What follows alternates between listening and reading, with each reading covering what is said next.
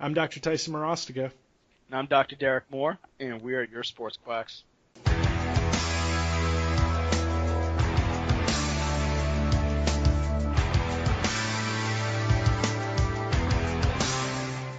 All right, welcome back to all of our sports quacks out there. Today's going to be kind of cool because this is kind of a unique topic for us because this is kind of directed specifically to young clinicians or towards chiropractic students, specifically because this, to me, this was a topic I came up with because it's personal experiences that I have has directed me to be the kind of doctor that I am today. So what I want to do is from the get-go, I want to invite each and every one of you to sit and kind of reflect either on, your past experiences with chiropractors, and mentors that you've found. And I want you to think about how that's affected who you are, as a doctor and who you are as a person. Because who you are as a person kind of dictates what kind of doctor you're going to be. And to me, finding that right mentor was actually really difficult because I have a wide experience with Rackman Crackham chiropractors, some sports chiropractic, and it was really interesting because as I talked to people, I got to understand who they were personally, and that to me explained why they do a lot of the things that they do. So we're going to kind of reflect on that. We're going to share a lot of personal experiences today. This isn't going to be like a knowledge bomb kind of podcast, but hopefully this will maybe shed some light on things that you can do to help grow who you are as a person, and in that, grow who you are as a doctor. Derek, most of you guys know Derek and I go back into chiropractic school, and we've spent a lot of time talking about our experiences that led us to chiropractic. We both have very different tracks. But, for me, Derek, I want to ask you, like going into, did you have a mentor before you went into chiropractic school? And did you find a mentor in chiropractic school? Actually, do you have one at all? I don't even know. Yeah. So the so going into chiropractic school, I never spoke to a chiropractor. I didn't know one. I needed a letter of recommendation from a chiropractor. I think that was like one of the requirements to Yeah. get into the school. So I spoke with a woman for maybe 2 hours, and she wrote it for me. When it comes to chiropractic, I haven't. But my mentor going into graduate school, I would say, was the physical therapist who was my primary physical therapist for two of my three knee surgeries, and then also my one of my professors in undergrad, who was who for exercise science taught the class about understanding research. So those were my mentors really just in healthcare, I would say. And when I got into chiro school, what was odd was I was still not, I guess you could say I was searching for one, but all my resources, because I always knew I wanted to go more sports minded, more in a sports track. All my resources always led me to different professions. Mhm. I never found a profession. I never found a track that for some reason would lead me to a sports chiro for some odd reason. It would always lead me to Gary Gray, Gray Cook, Mike Reinold, Eric Cressy, because I was more interested in athletics and movement. That's where I just ended up going at. I found more out of a guy who doesn't do anything in Ido Portal, who just really kind of just does movement. Or even when we talk about people who were important in chiro school, I would follow them, and they weren't even chiros. So I read stuff by Carl Lewis, and I would also read stuff by Yanda, Wait, Carl guys who just Lewis? were chiros. Who's Carl Yep. Lewis? Carl What do you Lewitt, mean? Carl Lewitt. Oh, Lewitt. I was thinking Yeah, like my mind went Lewis, and I was like, dude, did you Lewis. learn how to sing a national anthem terribly? That's Like it. I was thinking No, like yeah. sprinter. My bad. Like When I I'm a said it, I was just like, wait, no, Carl Lewis oh, track, Carl Lewitt actual I don't actual even, guy. I don't even think of when I think of Carl Lewis. I unfortunately I don't even think about like track You don't think sprinting. track? I You think just think just national guy anthem. can't Like sing, just dude cannot can't sing. sing. Like maybe I need to like cut. I need to cut this podcast and just play that audio for you guys. Maybe I'll do Yep. that. Still debating. That's right. Just sneak it in there. Just sneak it in Yeah. there. So I would say maybe fourth or fifth try.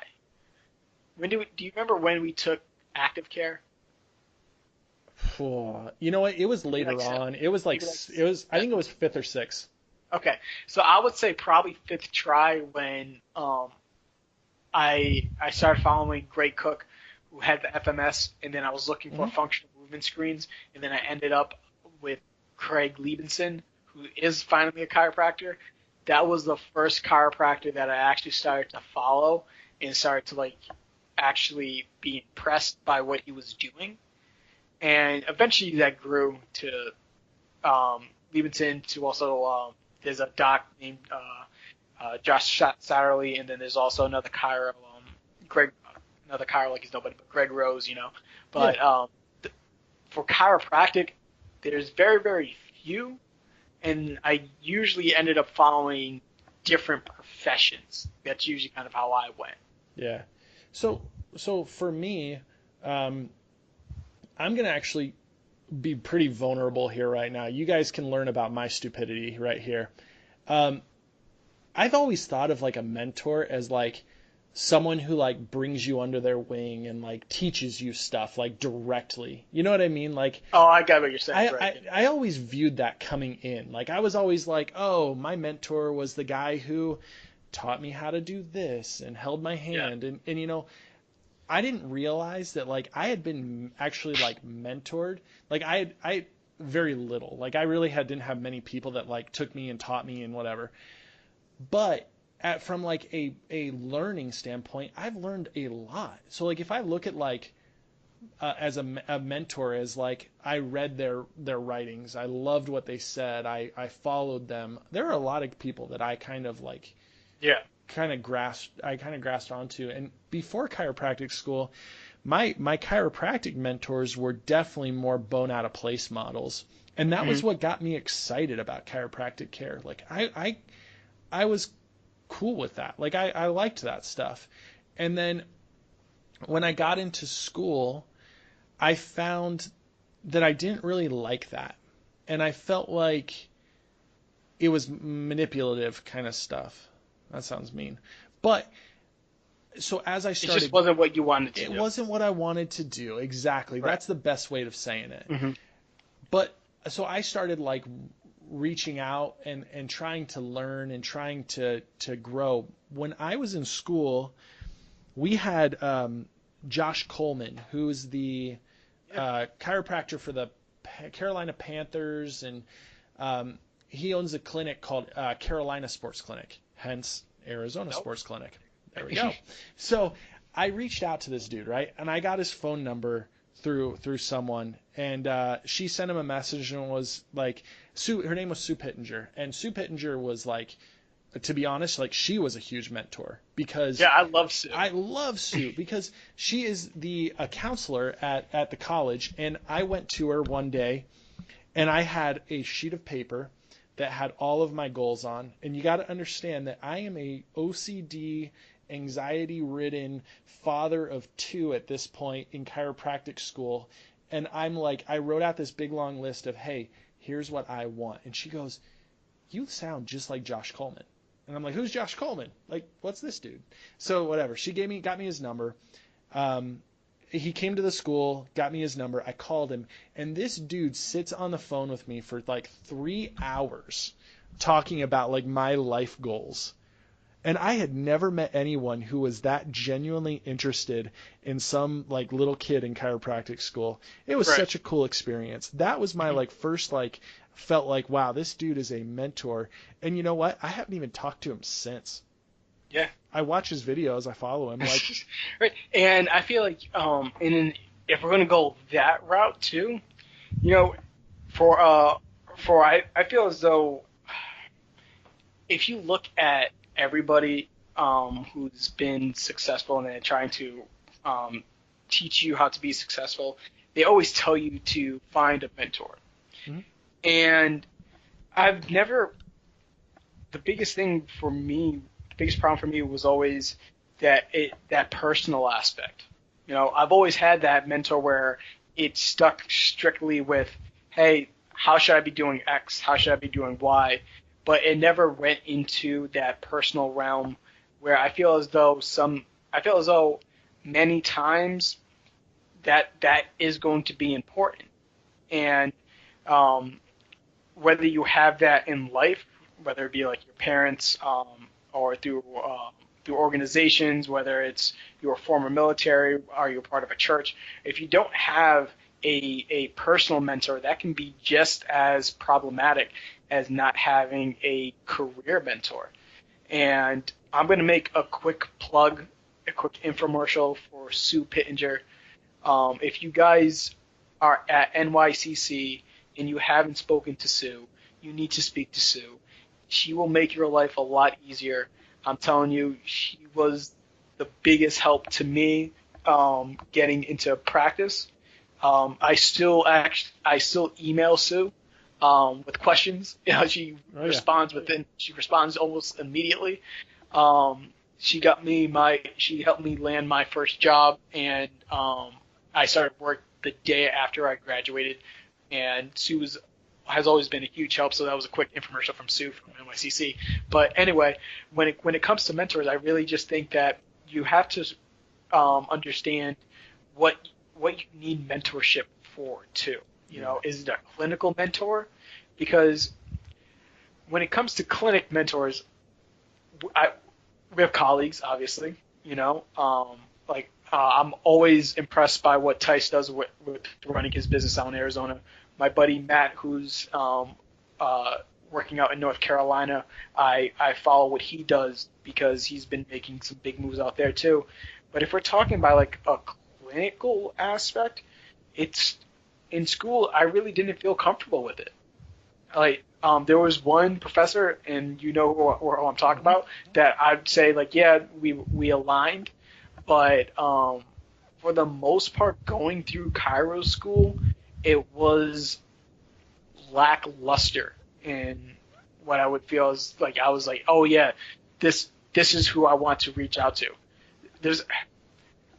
I had one doc who in Cairo school, one of our professors, who I reached out to for like insurance questions and like the ethics and business practices stuff.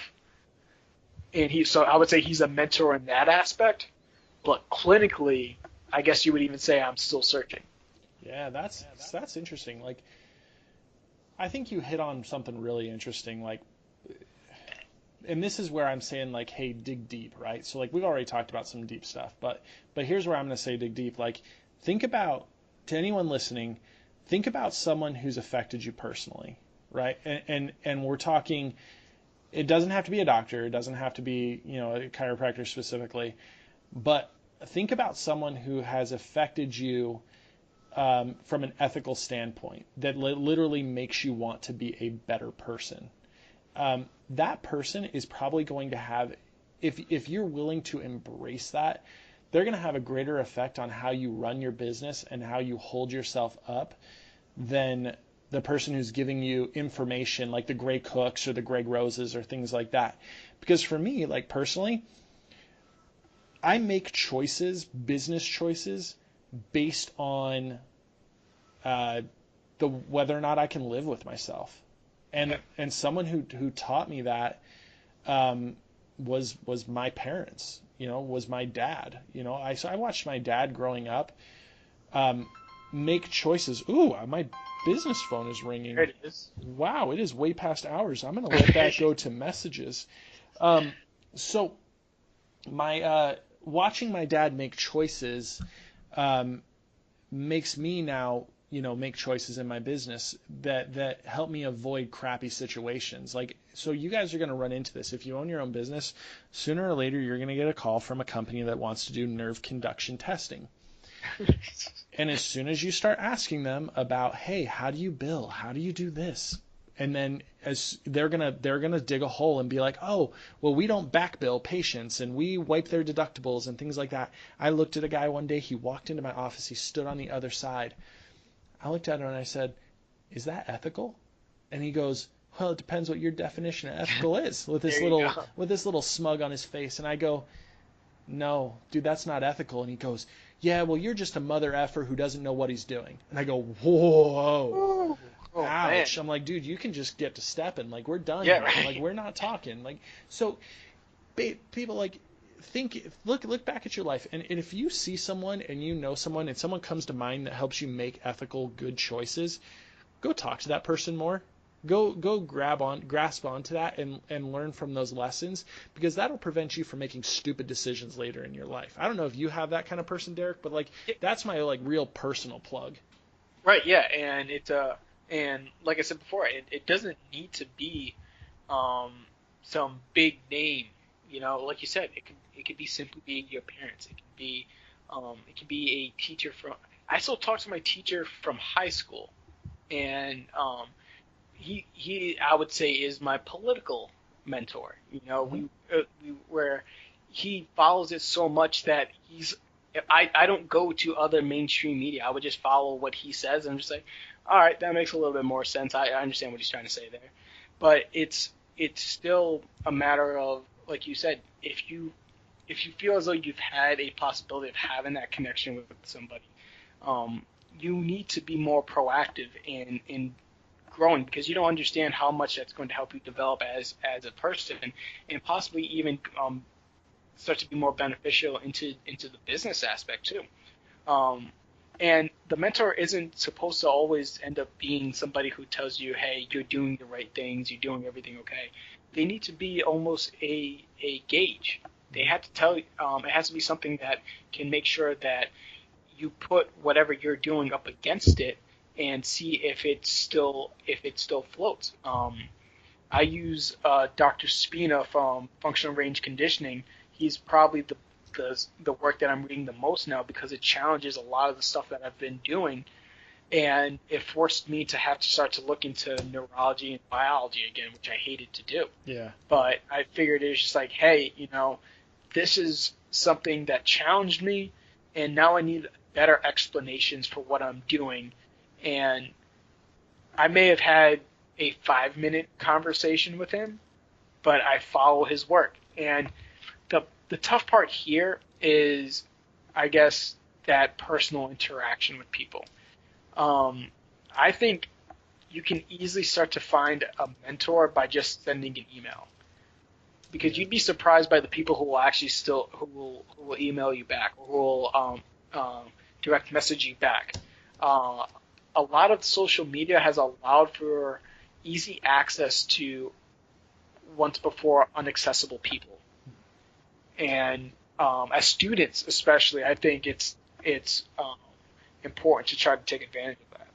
You'd be surprised who responds. And so I had I agree with you. Like, I've had experiences where I was like, I'm going to put out a feeler. I'm going to send a message. I'm going to send an email to this doctor, and I'm going to ask him like 3 questions, right? And some I don't get anything back from, but you'll be surprised. The busiest people send me like these big long responses. And I'm like, I'm blown away. Like, I'm absolutely blown away that this person would take the time to like read my message and answer my questions. And that was the coolest thing that I did, was getting outside of myself and being willing to be like, okay, I don't know this, or I want to know this, and I'm going to go to someone who does know it. That's why, like, you listen to these podcasts, and Derek and I, very rarely do we go off on tangents that we don't know about. Like, Right. I think we kind of know our limits, and like we've done a lot, we've experimented a lot with stuff, but I think that's important, like, to not BS people. And I appreciate those people that like will ask questions. Like, I appreciate like students who reach out to me and ask me a couple of questions. Like, I appreciate that. Like, and I'm happy to respond. And I guess I've never really thought of me being a mentor to anyone, but I guess Right. that, So, like, I guess I've answered question. Maybe I'm not a good mentor. I don't know. I wonder what sorry, people think about me. That's yeah, interesting. and I think when it comes out to reaching out towards the mentors, it just, or a lot of times it's going to be on you. I don't think very often a mentor just kind of falls in your lap.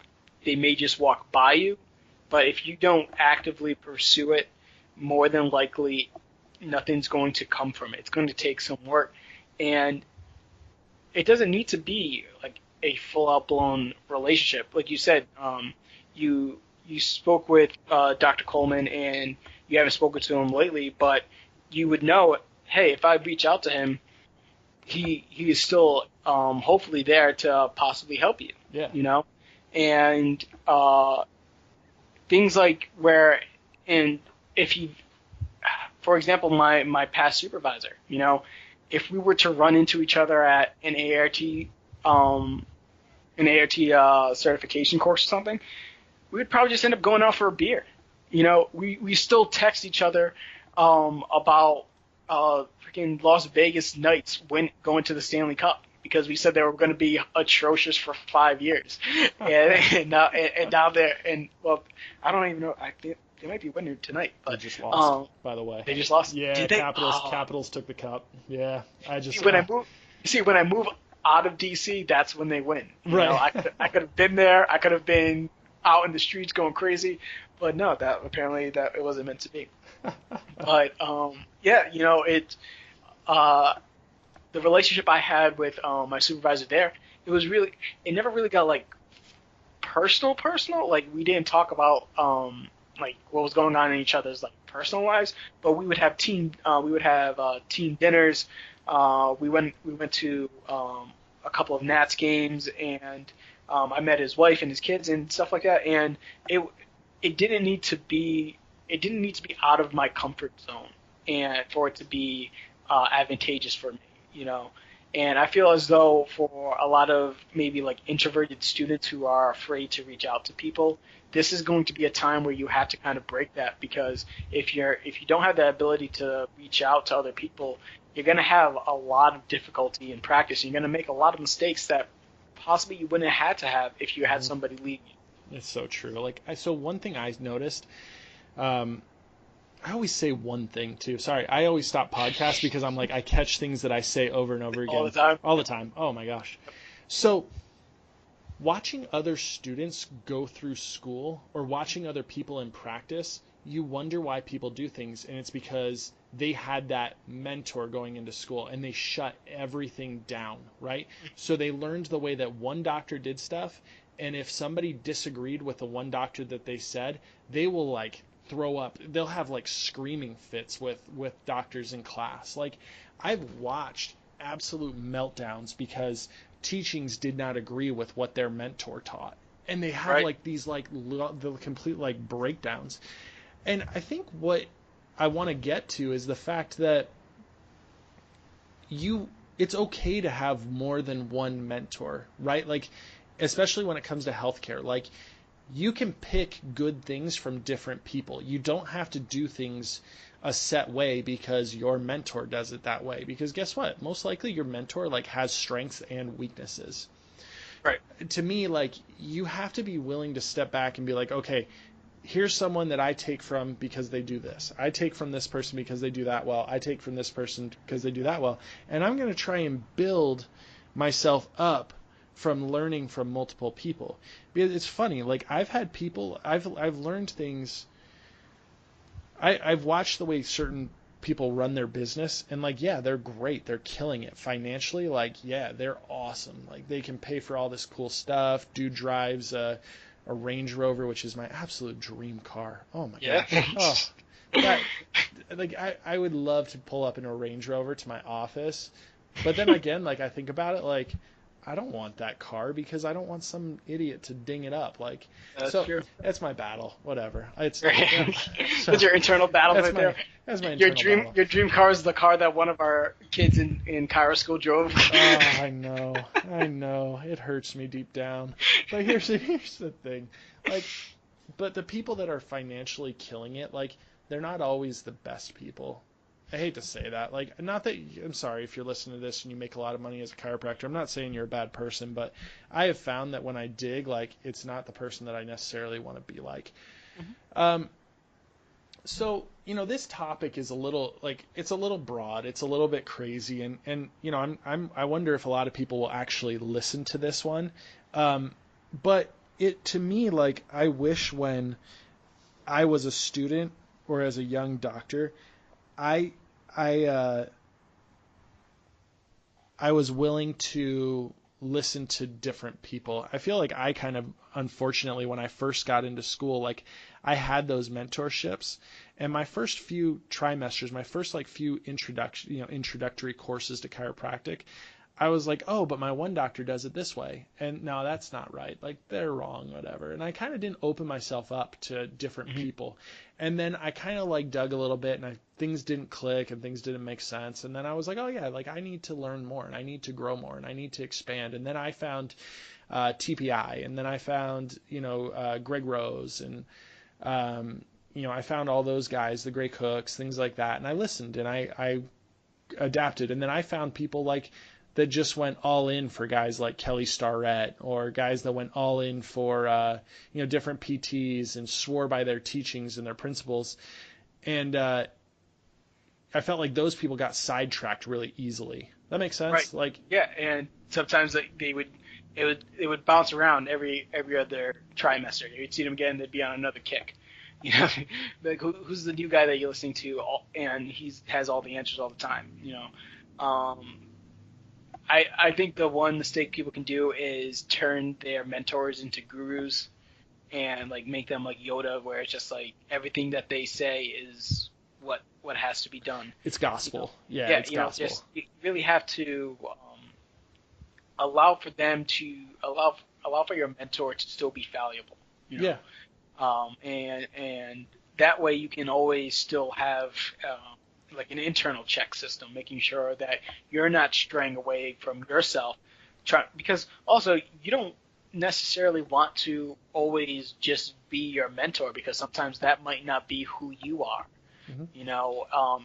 If my mentor was Greg Rose, but I'm just not a golfer, or I don't have the same passion for golf that he does, I'm not going to. It's not wise for me to try to do the same thing that he has accomplished, because we don't have the same passion for the same things.